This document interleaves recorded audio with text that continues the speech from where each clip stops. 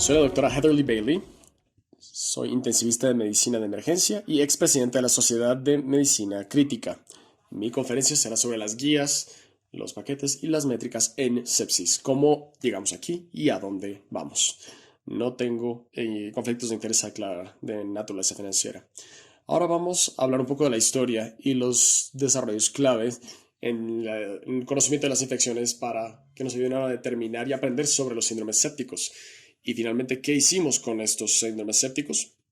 Las guías que desarrollamos y los paquetes que hemos desarrollado. Y nos enfocaremos quizás en qué podemos esperar en el futuro. Comenzaremos con la importancia de reconocer la infección. En el último año y medio, creo que es claro que la historia del mundo está muy cercanamente ligada con la historia de las infecciones. Hay evidencia de la infección en momias de hace 3000 años y en la literatura homérica. El cepo, una palabra en un poema antiguo, se traduce como irat, mostrando a la podredumbre, mostrando lo importante que esto era en las sociedades antiguas. Ahora, se creía en un principio que las infecciones venían del aire, se les llamaban miasmas, y esto llevaba a infección y muerte. Pero no fue hasta hasta el siglo XVII, hasta que se generó la teoría de los gérmenes. Y a pesar de haber tenido muchas plagas, tuberculosis, sífilis y peste negra, se demoró todavía faltaban 100 años hasta que se desarrollara el microscopio, permitiendo así que la medicina y la ciencia se desarrollara a través de los microbios. Una vez que pudimos visualizar esto, nos enfocamos en reducir la carga bacteriana. Empezamos a lavarnos las manos y a tomar prácticas para reducir la probabilidad de infección y sepsis, y eventualmente llevando al desarrollo del primer autoclave en el siglo XIX, utilizando un proceso de esterilización para limpiar instrumentos en lugar de solo lavarlos. Comenzamos con la higiene de las manos, ese proceso fundamental que es tan importante hoy como lo fue cuando Western y Semmelweis lo propusieron en primer lugar. Y en lugar de utilizar ácido carbónico, como entonces, nosotros utilizamos sanitizadores basados en alcohol, que ahora están presentes en todas partes. Y de igual manera, como en ese entonces, puede ser todavía muy difícil lograr el cumplimiento del lavado de manos. Pero realmente incluso antes de la pandemia era una de las políticas más importantes de la OMS. Aquí tenemos otros hitos. Primero, hay compuestos que se encontraron y que se encontró que tenían propiedades antibióticas. El arsénico podía tratar la sífilis, ¿sí? Fleming descubrió por accidente que la penicilina mataba estafilococos y que la sulfanilamida mataba a los estreptococos. Y pues con estas moléculas que salían de las plantas que producían azúcar, también se generaba un ambiente hipertónico que mataba a los microbios. Esto nos permitió desarrollar los antibióticos. Más o menos al mismo tiempo, se determinó que no solamente los organismos eran capaces de causar infecciones en los pacientes, sino que había secreciones en el organismo, tanto exotoxinas como endotoxinas, que también podrían causar enfermedad. Todos conocemos la exotoxina del Clostridium difficile y la endotoxina del E. coli. Pero eran relativamente raras hasta que le reconocimos la estructura de las endotoxinas y vemos que tenemos tres partes. Tenemos la parte del lípido A, el núcleo de polisacáridos, y pues el antígeno de polisacárido o la región variable, que es finalmente lo que causa la infección en los pacientes. También es un área que puede ser el objetivo de algunas terapias a futuro. Entonces, una vez que mejoró la supervivencia de los pacientes con el tratamiento de los pacientes sépticos y pues que se desarrolló la anestesia que ayudó a drenar y a tratar las infecciones, realmente la sobrevida se ligó con la reanimación, con la identificación temprana y con los antibióticos que se le dieron, así como el cuidado suplementario. Ahora que tenemos todas esas piezas, tuvimos que descubrir, a ver, ¿cuál es la calidad de vida que le dábamos a los pacientes y qué evidencia teníamos. Y pues así es como desarrollamos procesos de mejoramiento del desempeño. Y estos ya existen hace siglos, aunque los de hoy son notablemente más complejos. Y sobre todo lo que se evalúa es el cumplimiento con el proceso. Esto se refiere a evaluar si es que lo que se dice que se hace, de hecho se hace, y entender, por supuesto, el proceso de evaluación, si es que uno puede mejorar lo que uno está haciendo. El progreso médico también fue notable a lo largo de ese tiempo. Y esto nos ha permitido optimizar el tratamiento de las infecciones y nos han permitido tratar a los pacientes que son mucho más complejos, que son mayores, que tienen infecciones más complejas. Y pues todo eso, en resumen, eh, nos da una ventaja. A pesar de toda esa terapia, sin embargo, los pacientes no siempre les va tan bien. El problema que tenemos ahora es que tenemos que definir si es un problema del paciente, del tratamiento, del proceso. Todo eso todavía debe ser investigado. Todos estos avances tecnológicos nos han permitido cuidar mejor a los pacientes que han sido relativamente complejos. Y en el pasado, pues, no hubiéramos podido salvar a muchos pacientes que hoy sí podemos salvar. Pero también hay niveles de complejidad para el proceso de cuidado. Aquí tenemos una micrografía por microscopio electrónico y tenemos un capilar expuesto a una exotoxina. Al lado izquierdo podemos ver que justo después de la exposición a la endotoxina se observa por qué se puede desarrollar una depresión intravascular sin hemorragia. Se permite que los fluidos se disipen. De manera que es importante saber que ahora podemos utilizar tecnología para identificar los procesos que queremos corregir. A partir de esta información y todo lo que hemos recolectado, hemos aprendido de los síndromes sépticos. Y esto es un gráfico del Dr. Bone que identificó un marco de trabajo mirando la infección a partir de sus causas, de su respuesta inflamatoria y lo llamó el término SIRS, el síndrome de respuesta inflamatoria sistémica.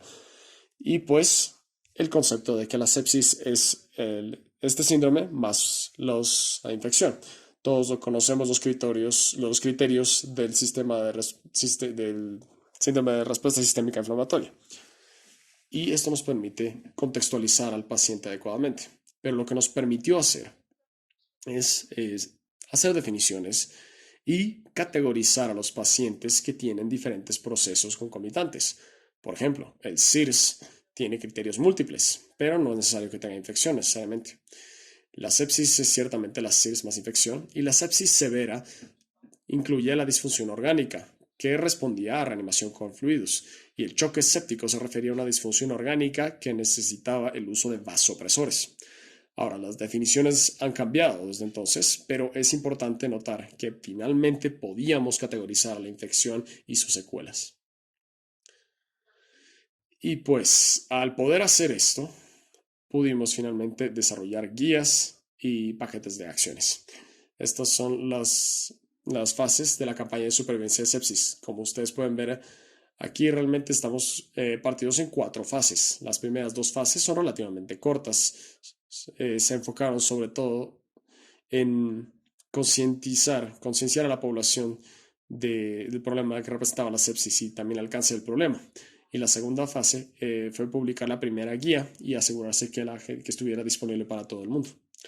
La fase 3 no solamente se enfocaba en actualizar las guías basándose en evidencia, sino también cambiar el comportamiento de los profesionales clínicos y mejorar la recolección de información clínica para sacar a la luz nueva evidencia y nuevas recomendaciones. Y la última fase mostró, o mejor dicho, ha permitido a la campaña de supervivencia de sepsis que es enfocarse más en las políticas y en los procedimientos. Y pues de hecho hemos publicado también las guías pediátricas, porque pues de nuevo, el paciente pediátrico no es solamente un adulto chiquito. Y así es como se ve el proceso, ¿sí? La SCCM se asoció con SICM.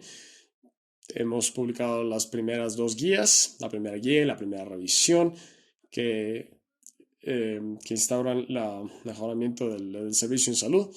Y pues hay acciones para las primeras 24 horas y vemos que el marco temporal para las primeras acciones se ha empezado a reducir. Antes era a 6 horas, ahora estamos en 1 hora. Ahora, en la primera iteración, realmente la información era similar. Se resalta que pues la reanimación se protocolizó y esto se basa en una terapia dirigida a metas tempranas. Primero debe hacerse unas acciones de las primeras 6 horas y cuidar hasta las primeras 24. Se puede utilizar norepinefrina o dopamina. Ahora ya no se utiliza tanto. La proteína se reactiva, también ha cambiado su uso y pues finalmente se ha reducido la dosis de hidrocortisona. Y pues lo más nuevo y lo más importante es que debemos tener un plan de avance. Las guías en 2012 ahora le pusieron una métrica sobre la reanimación con líquidos de 30 mililitros por kilo como un mínimo. Se sacó la dopamina y se reemplazó con epinefrina y posiblemente con algún otro vasopresor. El uso de esteroides de rutina se descartó y aquí es cuando se empezó a protocolizar el control glicémico. Y luego finalmente establecimos las metas de cuidado, que también tiene una métrica temporal que debería ser discutida en las primeras 72 horas. Y hay una muy buena evidencia para eso y todavía lo seguimos haciendo. Seguramente estos son familiares, ustedes conocen los paquetes de acciones de las 3 y 6 horas. Básicamente se trata de identificar a los pacientes que necesitan reanimación y determinar las acciones para su cuidado. Pero a medida que esto progresó, empezamos a recolectar más información y más evidencia, nos dimos cuenta de que nuestras primeras impresiones y nuestras primeras acciones no eran totalmente correctas. De manera que se redefinió. La sepsis ahora es una disfunción orgánica que amenaza la vida causada por una respuesta disregulada del hospedador a la infección. Ahora no es solamente infección versus sepsis. Y utilizando la escala SOFA, pues se entiende que todos los que tienen un SOFA mayor de 2 confiere un aumento de riesgo de mortalidad de 10%, que indica disfunción orgánica. También está la valoración y el tamizaje, y aquí es donde entra la importancia del SOFA, y ya lo veremos. Ahora, el SOFA Score, sé que es un poco difícil de ver aquí, me disculpo por eso, pero se enfoca en diferentes sistemas orgánicos: el sistema respiratorio, la coagulación, el cardiológico, renal, hepático. Nótese que el sistema gastrointestinal todavía no está incluido aquí. Y esta es una muy buena métrica para evaluar a los pacientes, pero puede ser muy complicado y consume mucho tiempo. Esta no es la mejor herramienta de tamizaje. Por eso se desarrolló el QSOFA, el SOFA rápido. Ahora, el QSOFA es mucho más rápido y debería ser cero. Necesitamos solamente el esfigmomanómetro, pero realmente no define a los pacientes con sepsis. Es una herramienta solo de tamizaje y puede sugerir que el paciente tiene sepsis o choque séptico. Ahora, yo sí recomiendo fuertemente que si es que un paciente es positivo para el QSOFA, tengan sepsis, choque séptico u otra entidad, deberían ser evaluados con más cuidado y deberían ser reanimados adecuadamente, porque obviamente existe algún tipo de disfunción o proceso que tiene que ser corregido. El choque séptico también obtuvo una nueva definición. Es un subgrupo de pacientes con sepsis con mucha mayor mortalidad, más o menos 40%, y pues se recomienda observar el lactato. Y aquellos que tienen, sobre todo aquellos que tienen un lactato muy elevado, son aquellos que son clasificados como choque séptico. Solo para ponerlo todo en contexto, hay una serie de pacientes que serán positivos para el QSOFA. Menos pacientes entrarán al grupo de sepsis y un grupo más pequeño todavía tendrá choque séptico. Ahora, los pacientes de choque séptico son relativamente fáciles de encontrar y de manejar, pues es un grupo de pacientes con sepsis y queremos llegar lo más rápido posible para poder lograr una diferencia antes de que se vuelvan pacientes de choque séptico. Ahora, no solamente tenemos nuevas guías y nuevas recomendaciones, así como nuevas definiciones. Las siguientes guías trajeron mucho más. Nos enfocamos no solamente en pacientes y en clínicos, sino también en aquellos que diseñan las políticas de salud. Ahora existe una nueva línea temporal para dar la reanimación por líquidos en las primeras 24 horas. y no se debe utilizar almidones de hidroxietilos. Se desarrolló un programa de tamizaje en el hospital para asegurarnos de que no nos falte ningún paciente con sepsis y pues hacer una evaluación diaria de necesidad de antibióticos, y haciendo así también una mejor vigilancia antibiótica. Se puede utilizar norepinefrina más otros vasopresores. Y de nuevo, los esteroides han cambiado de nuevo. Si es que usted siente que el paciente debería estar recibiendo un esteroide, se debe usar hidrocortisona. También se consideran los modos de ventilación. La ventilación oscilatoria se sabe ahora que no es efectiva y el bloqueo neuromuscular también ahora tiene una eh, línea temporal. Si es que los pacientes se los identifica positivos antes de las 48 horas, solo debería ser utilizado debería ser utilizado en pacientes con choque séptico y con distrés respiratorio severo. Una vez que salió la declaración de mejores prácticas, se volvió indiscutible que la sepsis es una emergencia médica y la mejor práctica indica que la sepsis y el choque séptico son emergencias médicas y se recomienda que el tratamiento y la reanimación comiencen inmediatamente desde el momento de la identificación. Y pues como decíamos que volveremos a las agrupaciones, a los paquetes. Y la verdad es que hemos colapsado esos tiempos. Antes eran 3 a 6 horas, ahora es 1 hora. Es importante saber que esta ventana temporal 3 a 6 horas será para completar las acciones. El marco temporal de 1 hora es de inicio de la terapia. Por lo demás, realmente no ha cambiado mucho más. Entonces, la recomendación de hacerlo en 1 hora salió por los dietadores de la SSC en junio de 2018. Y pues probablemente existen algunos retos en cuanto a la articulación de la razón exacta para cambiar la nomenclatura, pero se identificó que había un cambio en la nomenclatura y se enfoca en por qué esto debía ser cambiado. Y pues en las especialidades, sobre todo en la medicina de emergencia, pues les preocupó mucho, claro, porque realmente este límite de 1 hora fue muy controversial. Y creo que hubo un malentendido en ambas partes, porque todo el mundo estaba acostumbrado a un tiempo para completar las medidas, no un tiempo para iniciarlas. Pero la primera hora es para empezar los cuidados dentro de la hora después de la identificación de sepsis. Entonces, más allá de clasificarlo si es que es un choque séptico o si es que tiene sepsis, pues se deben empezar las medidas, ¿no? Tiene que empezar exámenes de laboratorio, tratamientos antibióticos empíricos, reanimación, de nuevo. Esto se trata del momento en el que deben iniciar el cuidado, no el que tiene que terminarse. Entonces, realmente no hay forma de completar todo eso en la primera hora. El enfoque en las métricas. Esto es importante, al menos en los Estados Unidos. Y las métricas del SCC han sido utilizadas por el Foro Nacional de Salud de Calidad, por el Estado de Nueva York, CMS, etc. Es una recolección de los sistemas de salud en todo el país que reportan los datos de que también están funcionando estos sistemas hospitalarios en cuanto al cuidado de la sepsis. Y se ha observado que entre más elementos del paquete se cumplan a tiempo, mejora la sobrevida de los pacientes. Entonces, ¿qué podemos esperar en el futuro? Pues el análisis de brechas nos ha mostrado que pues tenemos buenas métricas y entendemos bien los diagnósticos de sepsis, la resucitación y el diagnóstico, pero no tenemos métricas que tengan que ver con el control de fuentes. O sea, no hemos controlado dónde se obtiene esta fuente, dónde sale, cómo se controla. Y esto es una área muy importante para enfocarse, porque sabemos que todos los fluidos y todos los antibióticos del mundo no van a salvar a un paciente que necesita un control de foco.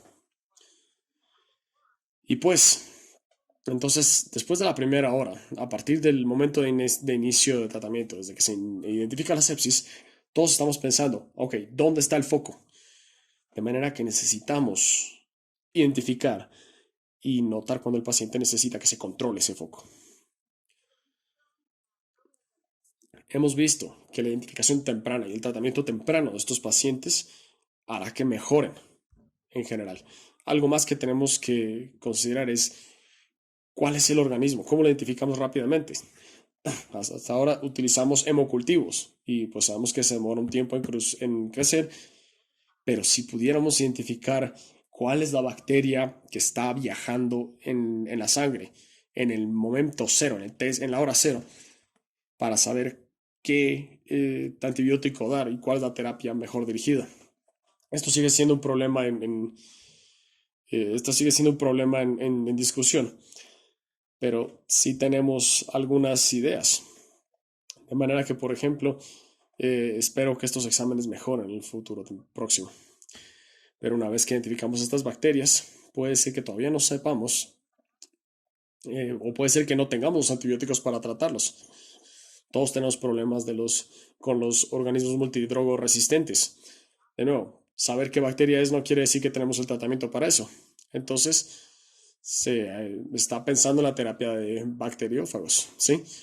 Sabemos que, pues, que estos bacteriófagos no atacan directamente a las células humanas, sino a las bacterias. Y pues, como ustedes ven, efectivamente destruyen las bacterias. Y pues, de nuevo, esto es un mecanismo, una terapia potencial que podremos utilizar. Pero algunas bacterias que nos preocupan también son las bacterias buenas, ¿no? ¿Qué pasará con nuestra flora intestinal, por ejemplo? Sabemos que la microflora gastrointestinal es muy sensible a las injurias y a las infecciones. Lo que ocurre es que el aumento de fosfotonina lleva a una reabsorción de gastrointestinal y pues esto lleva a estrés por fosfatos, tiene implicaciones renales y pues finalmente hay cepas muy virulentas y las bacterias buenas pueden convertirse en patógenas. Eso es algo que tenemos que estudiar todavía. Y finalmente, el problema que tenemos hoy, el SARS-CoV-2. Nada, creo, ha afectado tanto la vida tan dramáticamente en todo el mundo como el SARS coronavirus 2. Entonces, la forma en la que cuidamos a los pacientes, dónde los tratamos y quién los trata, realmente representa un reto enorme. La SSC está trabajando en la siguiente actualización de nuestras guías, justamente cuando entró el coronavirus. Entonces, hubo que incluirlos, enfocándose en estas 5 áreas. Y pues, como sabemos, al principio fue una información muy limitada, muy poca evidencia, y realmente no había mucha práctica ni experiencia. De manera que se dieron 4 mejores prácticas, algunas cuantas recomendaciones fuertes, muchas recomendaciones cuestionables y pues algunas cosas que sabíamos que no debían realizarse. Pero lo que sí se publicó fueron 2 flujogramas observando el tratamiento de pacientes con COVID con hipoxia. Aquí se establecen algunas recomendaciones de qué se puede hacer con estos pacientes y también los pacientes con COVID-19 con distrés respiratorio y las recomendaciones de cómo manejarlos. Ahora, ciertamente al comienzo de esta pandemia, casi que cada hora teníamos nueva evidencia, nueva información.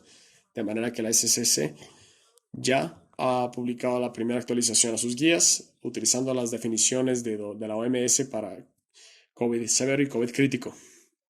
Y pues cambiaron un poco las recomendaciones. Se bajaron las recomendaciones para el uso de corticosteroides y la profilaxis de trombosis. Si se estaba dando dexametasona, pues esa se podría utilizar.